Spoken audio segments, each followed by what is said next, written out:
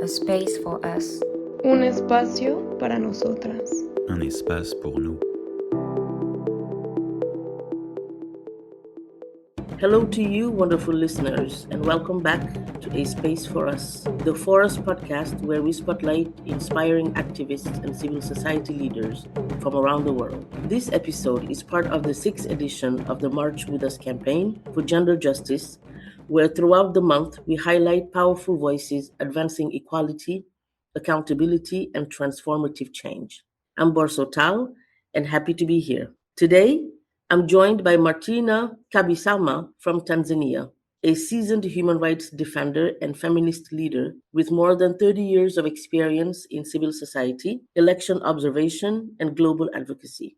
Martina currently serves as the national coordinator of the Southern Africa Human Rights NGO Network, Tanzania chapter, and represents the women and feminist constituency within the global call to action against poverty. From advancing gender justice and democratic participation to engaging in global accountability processes, Martina has dedicated her career to strengthening the enabling environment for civil society and amplifying women's voices in decision making. Martina, welcome, and thank you so much for marching with us today. Thank you. Martina, you bring over 30 years of experience in human rights and civil society leadership. From your perspective, how has the struggle for gender justice evolved in Tanzania and across Africa over the past decades? This is a very nice question for me, and thank you for this opportunity. When I reflect on over 30 years in this movement, I see real transformation in Tanzania and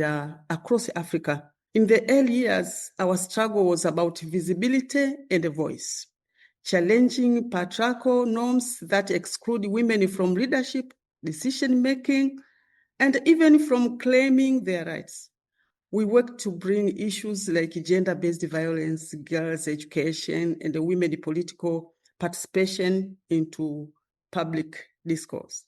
But over the time, we have seen important progress, stronger legal framework, gender policy, more girls in schools, and the increased representation of women in public life, women's movement and feminist, more organization and influence, shaping national, region, and the global agenda.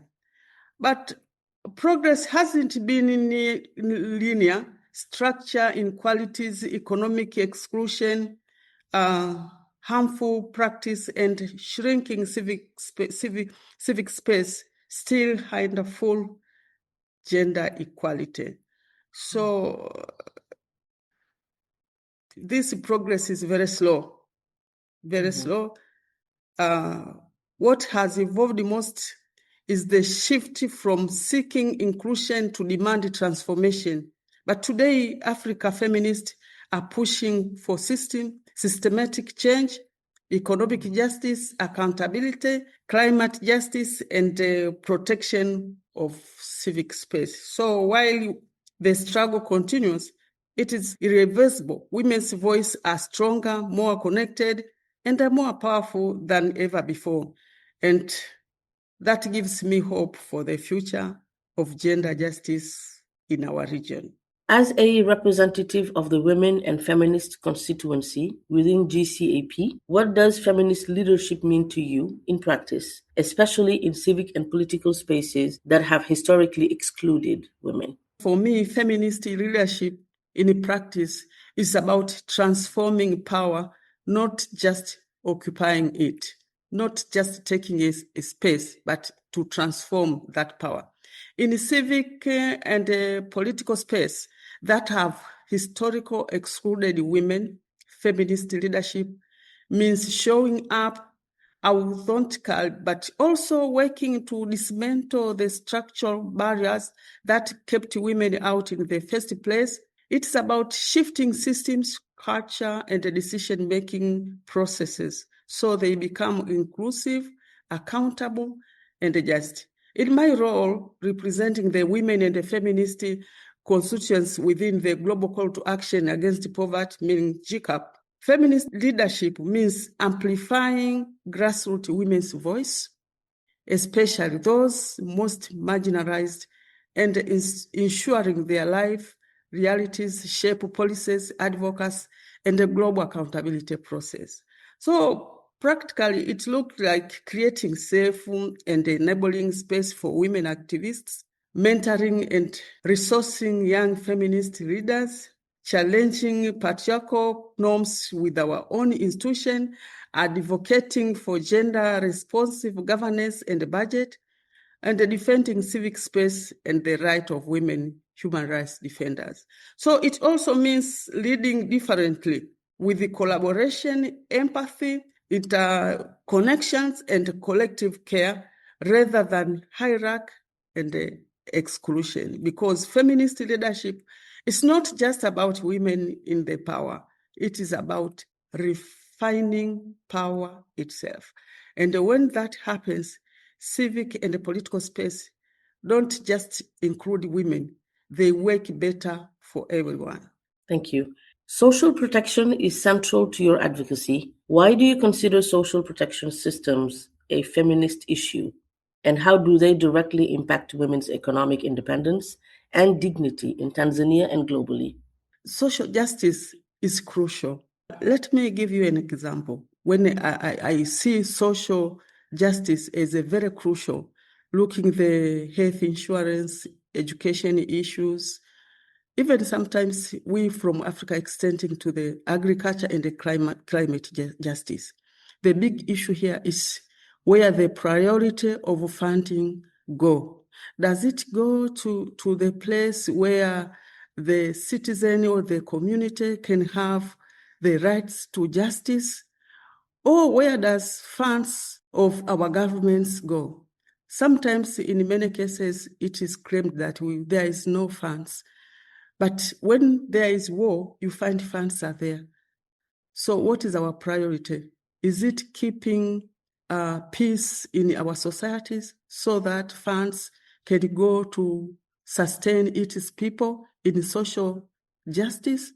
Or do we preserve funds so that when the government sometimes does not do well, and we start quarreling, so funds for war is there?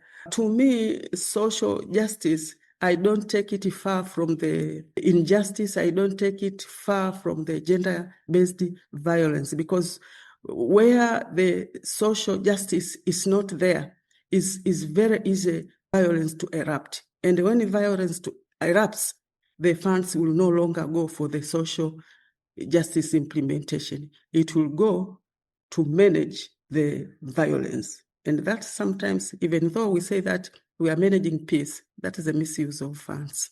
Thank you. Across your work, from GBV to constitutional reform and climate justice, you've addressed interconnected issues.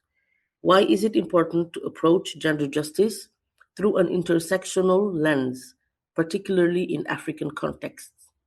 Yeah, you know, when dealing with these issues of equality, you can't just single out and deal with a single issue.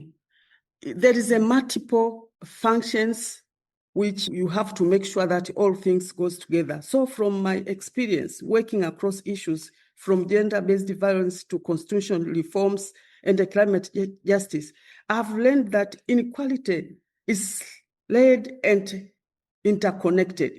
Women don't experience injustice only because they are women, but also because of where they live, their economic status, age, disability, or exposure to climate and conflict risks. In many African continents, these intersections are very visible. For example, a rural woman facing climate-induced drought is not only dealing with environmental loss, she is dealing with food insecurity, increased unpaid care work, risk of violence, and economic inclusions. Similar legal and constitutional framework may guarantee equality, but without addressing social norms and economic power, many women still cannot claim those rights. That's why intersectional lens is critical. It helps us see the full reality of women's lives, not in silos, but in its systems. It also shapes better solutions in climate policies that include women frameworks or women farmers, constitutional reforms that address lived inequality, gender-based violence responses linked to economic empowerment, and civic space protections for grassroots women activities. So in Africa, where colonial legacy, economic inequality, and climate vulnerability intersect, feminist work must be holistic and justice-centered, because gender justice is not only about equality between women and men, it is about transforming the multiple systems that produce exclusion. Talking about civic space, in many countries, civic space is shrinking. How does this affect women human rights defenders and feminist movements? And what strategies have proven effective in protecting and amplifying their voices? This is an urgent issue globally and across many African contexts. When civic space shrinks through restrictive laws, surveillance, funding limitations, or intimidation, it affects all civil society. But women, human rights defenders, and feminist movements are often impacted more severely. This is because they are not only challenging state power, but also deeply interreaching patriarchal norms. As a result, they face layered risks, including harassment, stigmatization, online abuse, judicial persecution, and even threats to their personal safety. In my work with the region and the global civic society platforms like the Southern Africa Human Rights NGOs Network, we call it SAHRiNGON Tanzania chapter, and in the Global Call of Action Against Poverty, GCAP, we have seen how shrinking civic space limits feminist organization, restricts advocacy on sensitive issues like gender-based violence and sexual reproductive rights, and reduce women access to decision-making platform.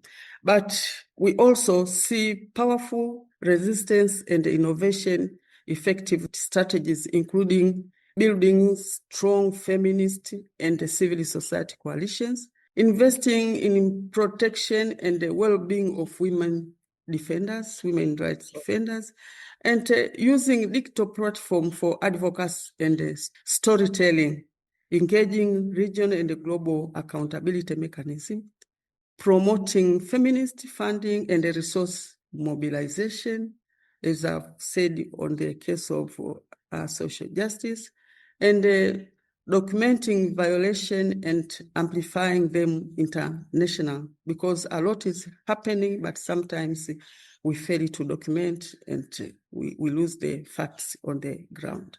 So solidarity has been the key across movements, generations, and borders, because protecting civic space is not only about safeguarding activism, it is about safeguarding democracy, human rights, and the voice of those most excluded. You have worked on global frameworks like the FDGs and engaged in UPR processes. How can international mechanisms better support grassroots feminist movements rather than simply producing reports and commitments? I just want to come up with two strong points to make it focus from the previous question. I have 3 points I just wanted to cement, because when the civic space shrinks, women's voices are often the first silenced, and that is why protecting feminist movement is central to protecting democracy itself. And number 2, feminist resistance has shown us that even when civic space closes, solidarity creates a new space for voice and actions. And number 3, you cannot advance gender justice where civic space is restricted. Now, coming to the question of frameworks like MDGs, UPR, and how can international mechanism better support grassroots feminist movement rather than simply producing reports and commitments.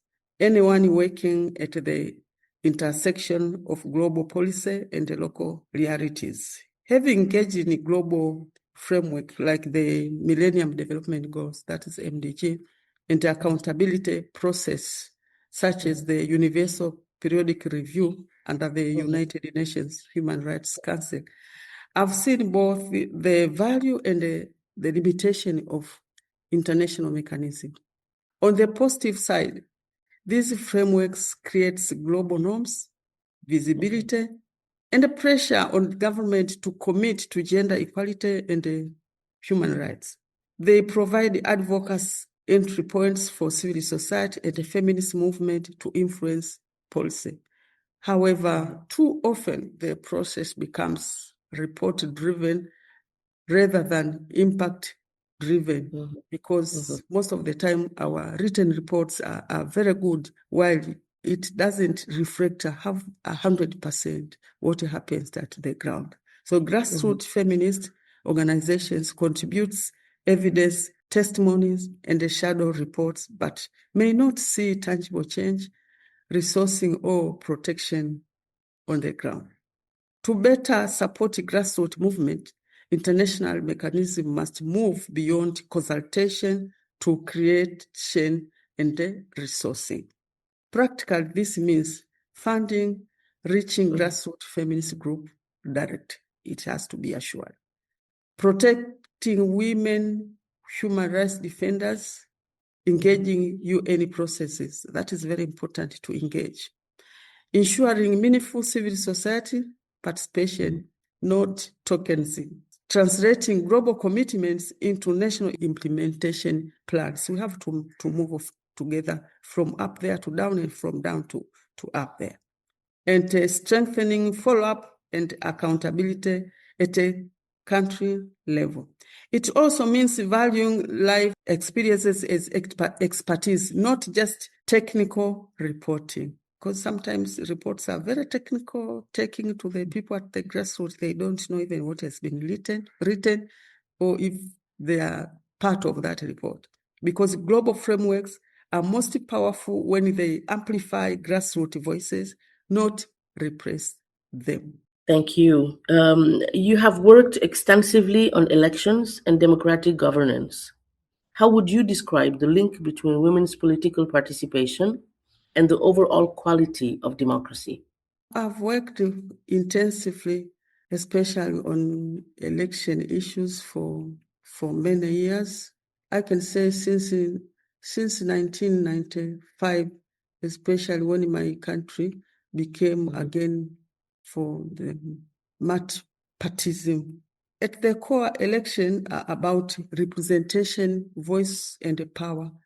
So the extent to which women can participate meaningful as voters, candidates, observers, and decision makers is a direct reflection of how inclusive and democratic a society truly is.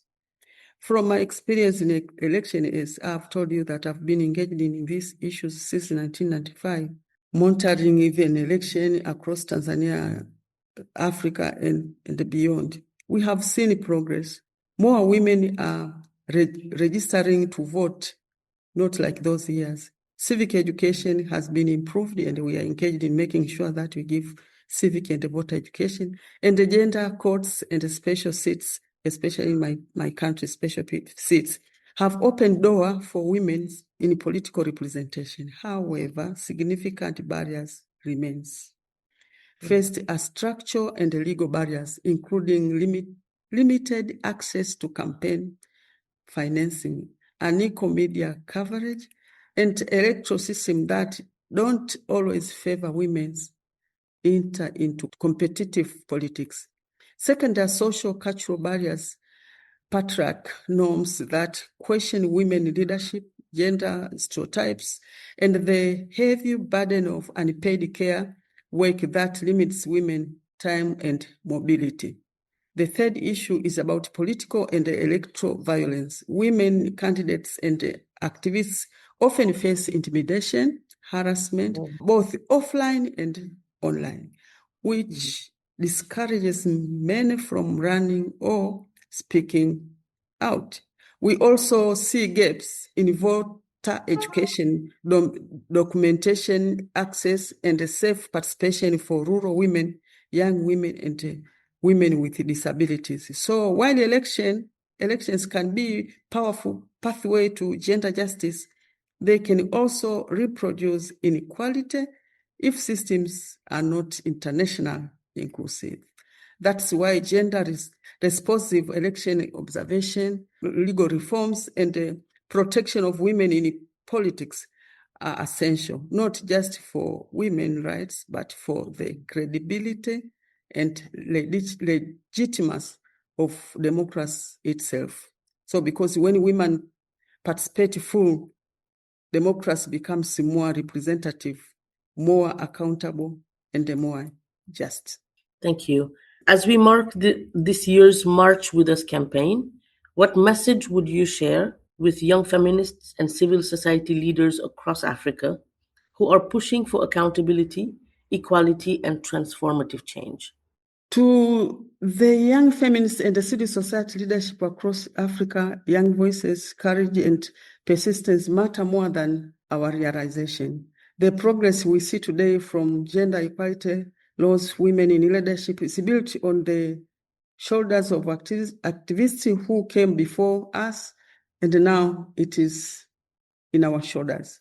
We have to face the resistance, setback, and the moments when progress feels slow. But remember, every action from amplifying a grassroots voice to challenges harmful norms contributes to transformative change. We should invest in solidarity, learn from each other, build coalitions that are inclusive and intersectionality, protect each other, and don't undermine the power of our stories, ideas, and innovation.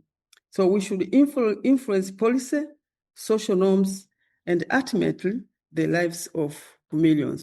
Thank you so much, Martina, for sharing your insights, your experience, and your unwavering commitment to gender justice and democratic accountability. Your journey reminds us that feminist leadership is not only about representation, it is about transforming systems, protecting the enabling environment for civil society, and ensuring that no one is left behind. Thank you very much. Thank you very much. Thanks a lot. To our listeners, thank you for joining us for this episode of A Space for Us, a part of the March With Us campaign. If today's conversation resonated with you, we invite you to learn more about Martina's work and the broader movement for gender justice in the links provided. Until next time, let's continue to raise our voices, support feminist leadership, and march forward together for a more just and equal world. A space for us. Un espacio para nosotras. Un espace pour nous.